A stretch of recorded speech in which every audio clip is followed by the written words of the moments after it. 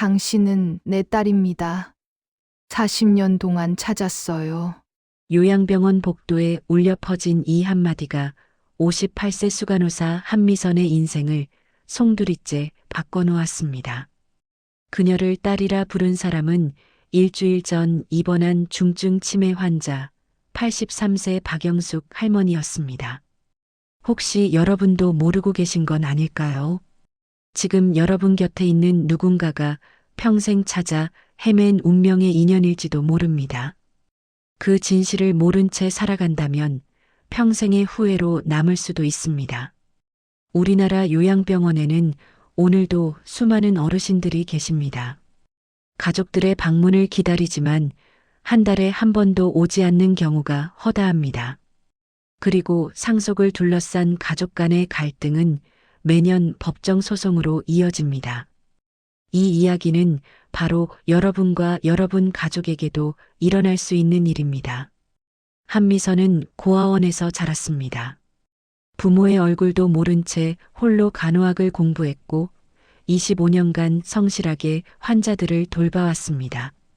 그런 그녀에게 갑자기 나타난 친어머니. 하지만 재산을 노리는 가족들의 방해와 의심은 두 사람의 재회를 가로막았습니다. 여러분이라면 어떻게 하시겠습니까? 40년 만에 찾은 딸, 그러나 며칠밖에 남지 않은 시간. 욕심에 눈먼 가족들과 진짜 가족의 의미. 오늘 이야기는 우리 모두에게 질문을 던집니다. 가족이란 무엇인가? 그리고 용서란 무엇인가? 서울 강남의 한 요양병원, 이른 아침이었습니다. 수간호사 한미선은 원장실로 불려갔습니다. 원장의 표정이 난처했습니다. 새로 입원하는 환자가 있는데 까다롭기로 소문나 다른 간호사들이 모두 거부했다는 것이었습니다. 미선은 잠시 망설였지만 결국 고개를 끄덕였습니다. 25년 경력의 베테랑이었고 까다로운 환자쯤이야 익숙했으니까요. 오전 10시 병실 문이 열렸습니다. 휠체어에 앉은 83세 박영숙 할머니가 들어왔습니다. 할머니를 모시고 온 중년 남자와 여자는 불쾌한 표정으로 간호사들에게 지시만 늘어놓았습니다. 약은 정확한 시간에, 기저귀는 자주, 돈은 충분히 낼 테니 제대로 하라는 투였습니다.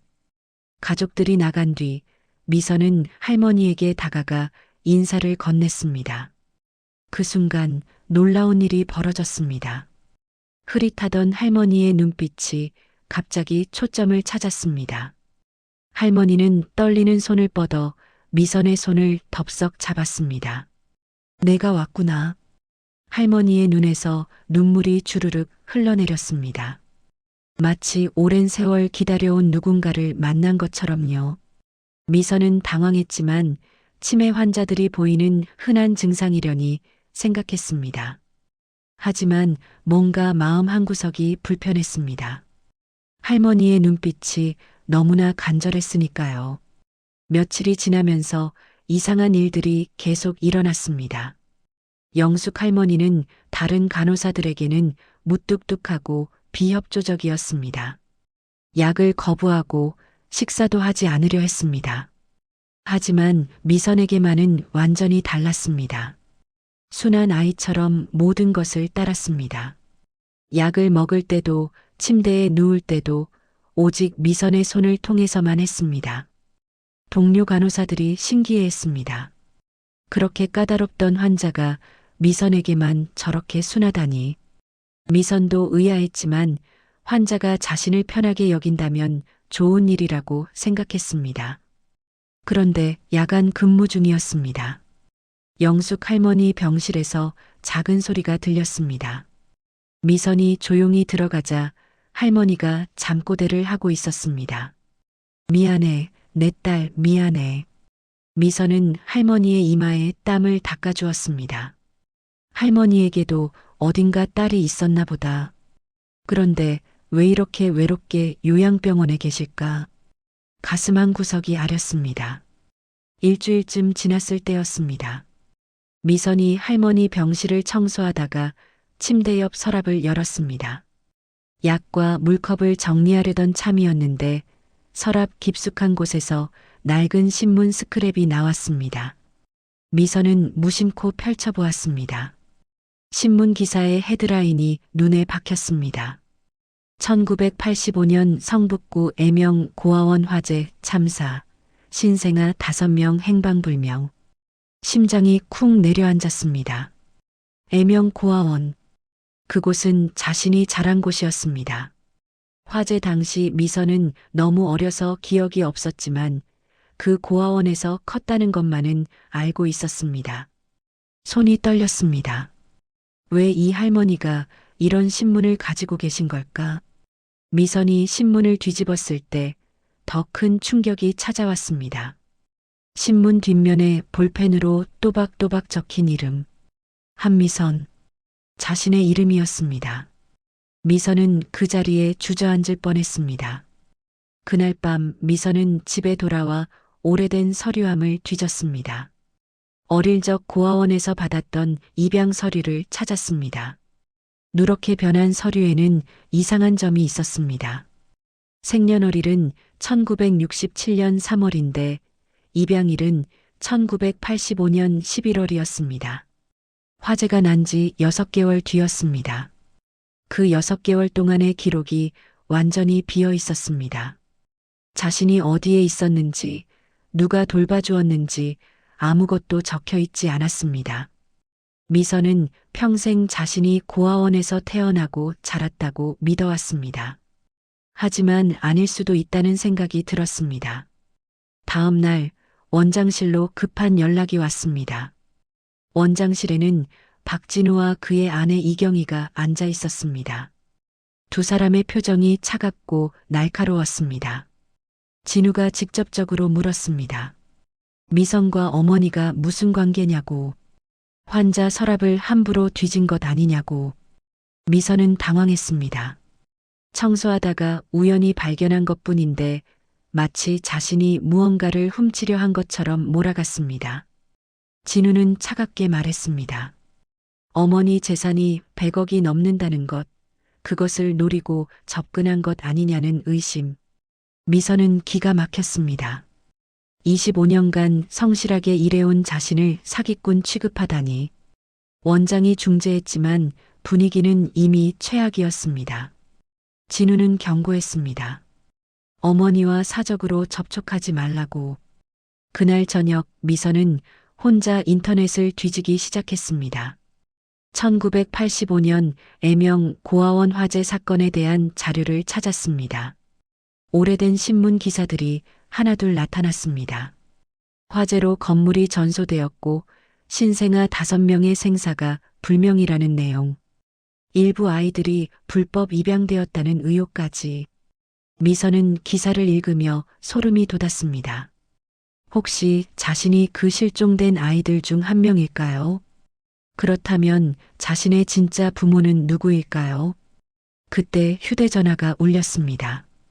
병원에서 온 긴급 연락이었습니다. 박영숙 환자가 갑자기 의식이 또렷해졌다는 것이었습니다.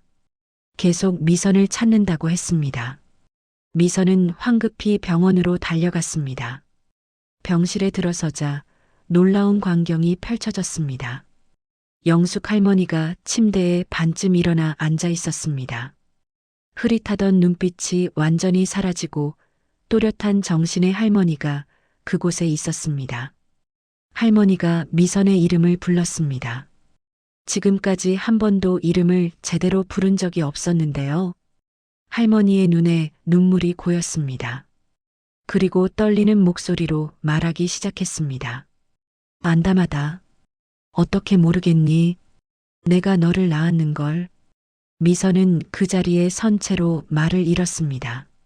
할머니는 계속 말했습니다. 40년 전 자신이 미혼모였다는 것.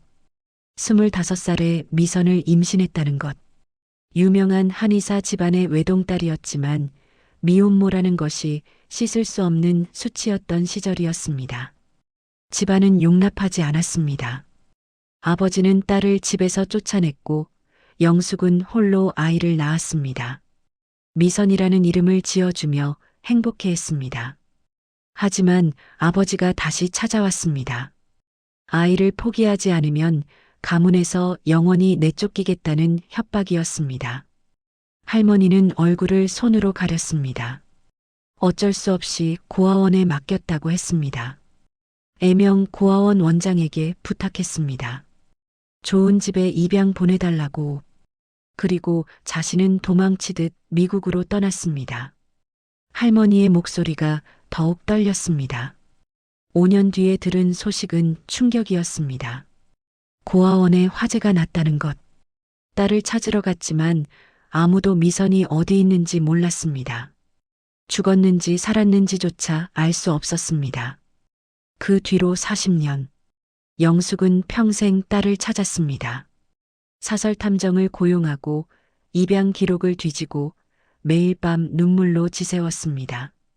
그러다 3개월 전 겨우 찾아냈습니다. 요양병원 수간호사로 일하는 한미선. 그게 자신의 딸이라는 것을 미선이 떨리는 목소리로 물었습니다. 어떻게 확신하느냐고. 할머니가 미선의 왼쪽 어깨를 가리켰습니다. 별 모양 점이 있다고. 매일 봤던 그 점. 그리고 사진을 봤을 때 알았다고 했습니다. 아버지를 닮았다고, 눈매가 똑같다고. 미선은 어깨를 내려다보았습니다. 정말로 작은 별 모양 점이 있었습니다. 평생 그냥 점이려니 했는데 그게 자신과 친어머니를 이어주는 표식이었습니다.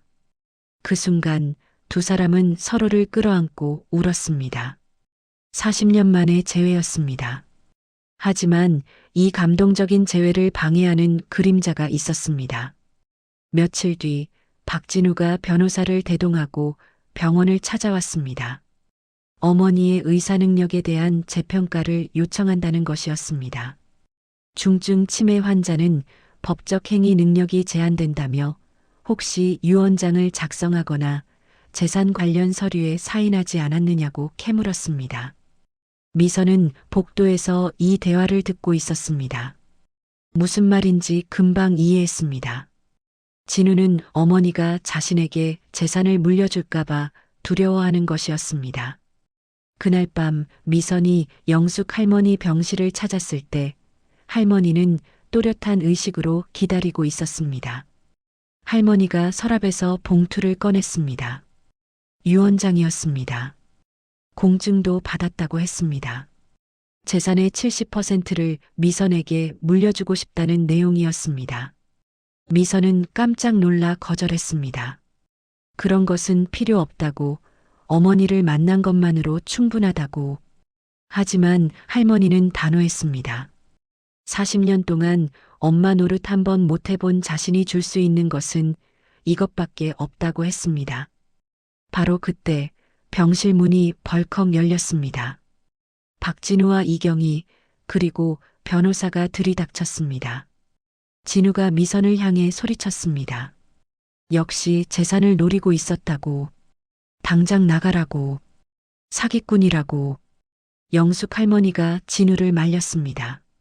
미선은 자신의 딸이라고. 하지만 진우는 믿지 않았습니다. 어머니는 치매로 정신이 온전하지 않다고 주장했습니다. 그 여자가 어머니를 속인 거라고 몰아갔습니다. 이경이가 미선에게 다가와 쏘아붙였습니다. 직업윤리 위반이라고. 환자에게 접근해서 재산을 갈취하는 것이라고. 고발하겠다고 협박했습니다. 미선은 말없이 그들을 바라보았습니다. 할 말이 없었습니다. 자신이 정말 영숙 할머니의 딸이 맞는지조차 확신할 수 없었으니까요. 진우가 냉소적으로 말했습니다. DNA 검사도 안 했다고. 어떻게 딸이라고 확신하냐고. 그 말에 미선도 흔들렸습니다. 맞습니다. DNA 검사를 하지 않았습니다. 미선이 입을 열었습니다. DNA 검사를 해보겠다고. 그래야 확실하니까. 진우가 비웃었습니다. 좋다고. 하지만 그 전까지 어머니에게 접근하지 말라고 경고했습니다. 상황은 미선이 생각한 것보다 훨씬 복잡했습니다. 다음 날 미선이 DNA 검사를 의뢰하려 했지만 진우가 막아섰습니다. 어머니는 현재 의사결정 능력이 없다고 주장했습니다. 법정 후견인인 자신의 동의 없이는 어떤 의료 행위도 할 수 없다는 것이었습니다. 더 큰 문제가 생겼습니다. 이경희가 미선의 직장에 민원을 넣었습니다. 원장이 미안한 표정으로 말했습니다. 일단 박영숙 환자 담당에서 빠져달라고. 환자 가족이 워낙 강하게 항의를 해서 병원 입장도 생각해야 한다고. 미선은 박영숙 할머니 담당에서 제외되었습니다. 이제 할머니를 볼 수조차 없게 되었습니다. 벽에 부딪힌 기분이었습니다. 며칠이 지났습니다. 미선은 복도에서 우연히 젊은 여성과 마주쳤습니다. 박미나, 진우의 딸이었습니다.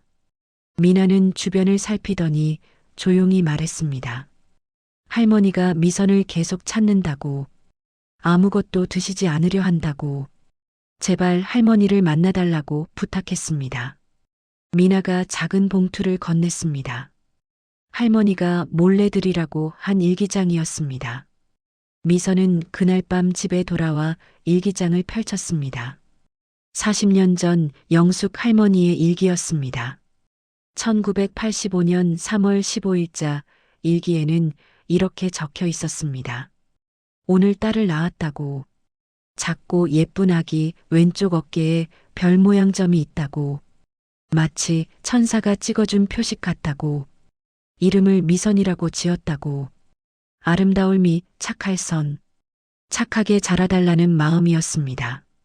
4월 1일자 일기에는 아버지가 찾아왔다는 내용이 있었습니다. 아기를 포기하라는 협박. 안 그러면 집안에서 쫓아내겠다는 위협. 영숙은 울면서 거절했지만 아버지는 매정했습니다. 4월 10일 어쩔 수 없이 미선을 고아원에 맡겼다는 기록. 애명 고아원 원장에게 부탁했다고. 꼭 좋은 집에 입양 보내달라고. 매달 돈을 보내겠다고 약속했다고.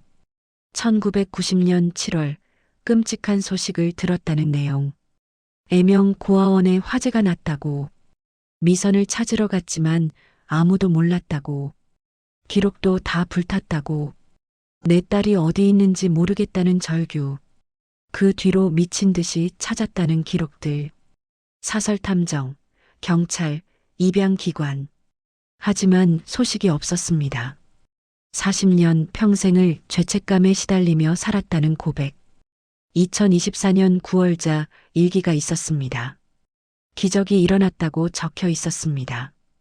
탐정이 미선을 찾았다고. 요양병원 간호사로 일하고 있다고. 사진을 봤을 때 알았다고. 내 딸이 맞다고. 눈이 그 사람을 닮았다고. 마지막 페이지에는 이렇게 적혀 있었습니다. 나는 곧 요양병원에 입원할 것이다. 치매는 핑계고 미선을 만나기 위해서다. 내 딸아, 기다려라.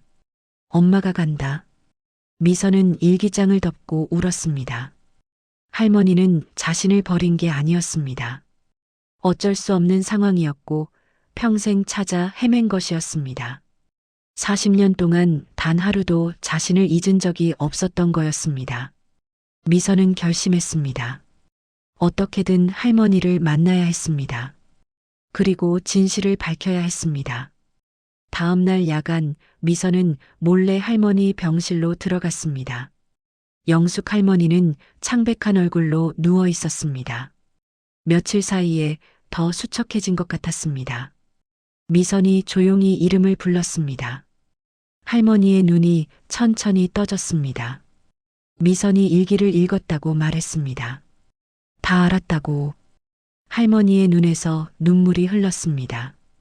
미안하다고, 엄마가 못나서 미안하다고 중얼거렸습니다. 미선이 할머니의 손을 꼭 잡았습니다. 어머니 잘못이 아니라고. 그때는 어쩔 수 없었다고. DNA 검사를 하자고 말했습니다. 자신이 정말 어머니의 딸인지 확실히 하고 싶다고. 바로 그때 병실 문이 벌컥 열렸습니다. 박진우가 경호원들과 함께 들이닥쳤습니다.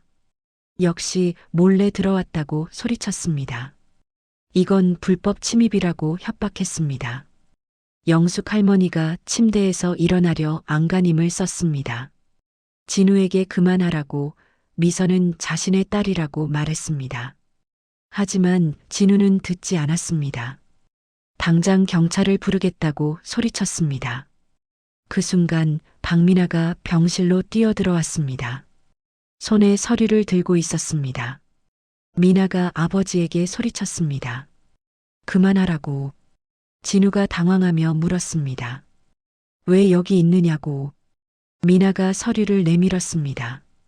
할머니가 3개월 전에 한 DNA 검사 결과라고 했습니다. 할머니와 한미선이 99.9% 모녀 관계라는 결과였습니다. 친딸이 맞다는 증거였습니다. 병실이 순간 조용해졌습니다. 진우는 서류를 빼앗아 읽었습니다. 얼굴이 하얗게 변했습니다. 부인할 수 없는 과학적 증거였습니다. 미나가 아버지를 똑바로 쳐다보았습니다. 아버지는 알고 있었다고 말했습니다. 할머니가 딸을 찾았다는 것을, 그래서 방해한 거라고, 할머니 재산 때문이라고 추궁했습니다. 진우는 입을 다물었습니다. 부인할 수 없었습니다. 미나의 말이 모두 사실이었습니다. 영숙 할머니가 힘겹게 말했습니다. 진우에게도 재산을 줄 거라고 했습니다. 하지만 미선은 자신의 딸이라고 인정해달라고 간청했습니다. 진우의 눈빛이 흔들렸습니다. 어머니의 간절한 눈빛을 보자 그동안의 욕심이 부끄러워졌습니다. 이경희가 남편의 팔을 잡아 끌었습니다. 가자고. 어차피 질 거라고 말했습니다. 하지만 진우는 움직이지 않았습니다. 그리고 천천히 무릎을 꿇었습니다. 어머니에게 사과했습니다. 죄송하다고, 자신이 잘못했다고 고백했습니다. 영숙 할머니의 눈에서 눈물이 흘렀습니다. 고맙다고, 아들아 고맙다고 말했습니다. 진우는 그제야 깨달았습니다. 자신이 얼마나 큰 잘못을 저질렀는지. 미선은 조용히 그 광경을 지켜보았습니다. 가족이 다시 하나가 되는 순간이었습니다. 그로부터 2주가 지났습니다. 영숙 할머니의 건강은 급격히 나빠졌습니다. 의사는 시간이 얼마 남지 않았다고 조심스럽게 말했습니다. 미선은 매일 병실을 지켰습니다. 이번에는 누구도 막지 않았습니다. 진우도 매일 찾아와 어머니 곁을 지켰습니다. 어느 조용한 오후였습니다. 영숙 할머니가 미선의 손을 잡았습니다. 약속 하나만 해달라고 말했습니다. 자신이 남긴 재산으로 고아원을 도와달라고, 나처럼 어쩔 수 없이 아이를 보낸 엄마들을 도와달라고 부탁했습니다. 미선이 고개를 끄덕였습니다. 꼭 그렇게 하겠다고 약속했습니다. 영숙 할머니가 미소를 지었습니다. 고맙다고, 내 딸 고맙다고 말했습니다. 사랑한다고 속삭였습니다. 그리고 조용히 눈을 감았습니다. 미선은 어머니의 손을 놓지 않았습니다. 비록 짧았지만 진짜 모녀로 살 수 있었던 시간이었습니다. 장례는 조용히 치러졌습니다. 유언장이 공개되었습니다. 재산의 70%는 미선에게, 30%는 손녀 미나에게 물려준다는 내용이었습니다. 단 조건이 있었습니다. 재산의 일부를 고아원과 미혼모 지원 재단에 기부할 것. 미선은 유언을 따랐습니다. 하지만 자신에게 온 재산 대부분을 사회에 환원하기로 결심했습니다. 요양병원 설립을 추진했습니다. 자신을 키워준 것은 고아원이었고 이제 자신이 돌려줄 차례라고 생각했습니다. 진우에게도 화해의 손을 내밀었습니다. 형님도 힘드셨을 거라고, 함께 어머니를 기억하자고 말했습니다.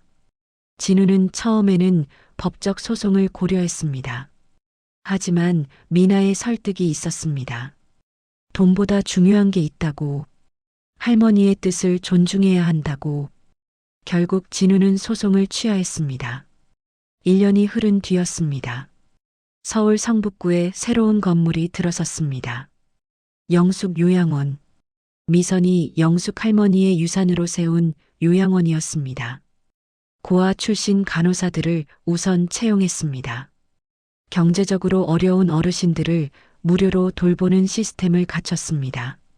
개원식 날 많은 사람들이 모였습니다. 박진우와 미나도 참석했습니다. 진우는 미선에게 다가와 고개를 숙였습니다. 정말 잘못했다고, 용서해줘서 감사하다고 말했습니다. 미선이 진우의 손을 잡았습니다. 우리는 가족이라고, 어머니가 그렇게 바라셨다고 말했습니다. 진우의 눈에 눈물이 고였습니다.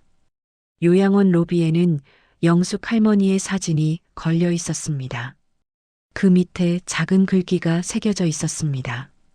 사랑은 늦어도 괜찮습니다. 중요한 것은 지금 이 순간입니다. 요양원은 근방 지역에서 소문이 났습니다. 가족들에게 버림받은 어르신들이 하나둘 모여들었습니다. 미선은 매일 아침 회진을 돌며 환자들을 살펴보았습니다. 예전처럼 따뜻하게 정성스럽게 돌봤습니다. 어느 날 한 할머니가 미선의 손을 잡았습니다. 고맙다고, 이렇게 따뜻한 곳이 있어서 고맙다고 말했습니다. 미선은 웃으며 대답했습니다. 자신도 누군가에게 사랑받았으니 이제 돌려줄 차례라고. 미나도 요양원에서 자원봉사를 시작했습니다. 의대생이 된 미나는 주말마다 찾아와 할머니, 할아버지들을 돌봤습니다. 아버지 진우도 가끔 찾아와 후원금을 전달했습니다. 영숙 할머니가 바라던 가족의 모습이었습니다. 혈연이 아니어도, 욕심이 없어도 진심으로 서로를 아끼는 가족. 어느 조용한 오후였습니다. 미선은 영숙 할머니의 묘소를 찾았습니다. 할머니가 좋아하시던 국화꽃을 들고 왔습니다. 묘비 앞에 꽃을 놓고 조용히 말을 걸었습니다. 어머니, 약속 지켰다고. 요양원도 잘 운영되고 있고 많은 분들이 행복해 하신다고. 진우 형님과도 화해했다고. 이제 모두 한 가족이라고.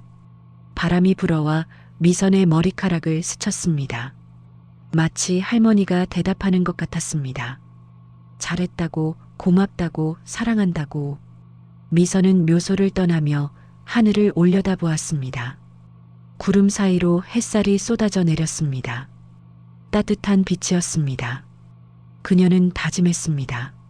남은 인생 동안 더 많은 사람들을 돕겠다고. 어머니가 자랑스러워할 딸이 되겠다고. 비록 40년이 늦었지만 이제라도 진짜 가족이 되었으니 행복하다고. 오늘 이야기는 여기까지입니다.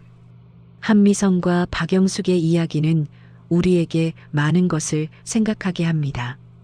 가족이란 무엇일까요? 혈연으로만 이어진 관계일까요? 아니면 진심으로 서로를 아끼는 마음일까요? 영숙 할머니는 40년 만에 딸을 찾았습니다. 늦었지만 용서를 구할 수 있었습니다. 미선은 평생 몰랐던 친어머니를 만났습니다. 짧았지만 진짜 모녀로 살 수 있었습니다. 진우는 욕심을 내려놓고 참여했습니다. 가족의 진짜 의미를 깨달았습니다. 이 이야기가 우리에게 말해주는 것이 있습니다. 늦었다고 생각하지 마세요. 용서하고 싶은 사람이 있다면 지금 하세요. 화해하고 싶은 가족이 있다면 오늘 연락하세요. 지금이 가장 빠른 때입니다. 그리고 기억하세요. 진짜 가족은 혈연이 아니라 사랑으로 만들어집니다. 서로를 진심으로 아끼고 어려울 때 함께하고 기쁠 때 나누는 것. 그것이 진짜 가족입니다. 여러분의 주변을 둘러보세요. 혹시 오랫동안 연락하지 못한 가족이 있나요? 오해로 멀어진 친구가 있나요?